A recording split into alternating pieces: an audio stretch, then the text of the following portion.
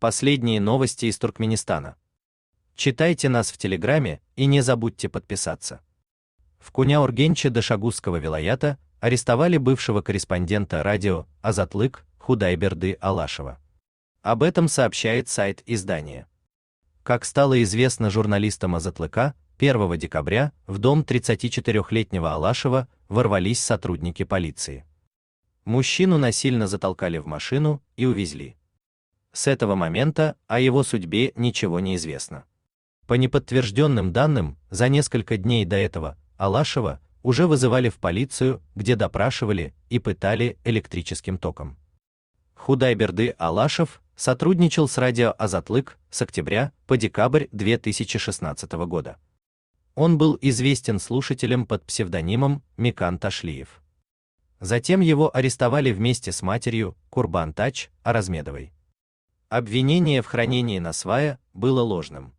По информации издания, арест состоялся в тот же день, когда спецслужбы узнали о сотрудничестве Алашева с независимым СМИ. Мужчина и его мать были подвергнуты пыткам. Жену Алашева и 2 несовершеннолетних детей вызывали на допросы. Благодаря вмешательству иностранных дипломатов и международных организаций в феврале 2017 года арестованных освободили. Формально их приговорили к 3 годам условно. В редакции «Азатлыка» уверяют, что после этого Алашев прекратил сотрудничество с ними.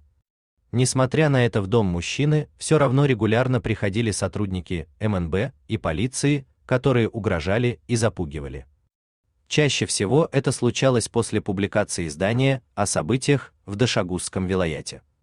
В октябре 2019 года Алашева в очередной раз забрали на допрос и подвергли пыткам. После этого его матери стало плохо. Через 2 дня она скончалась в больнице от сердечного приступа. Но и после этого власти не успокоились, а продолжали преследовать семью. Так, в мае 2022 года и самому экс-журналисту, и его жене потребовалась медицинская помощь. Их избил чиновник Хакимлика. Хотите сообщить что-то важное? Пишите нам в секретном чате Телеграма. Мы никогда не раскрываем свои источники и гарантируем вам полную анонимность.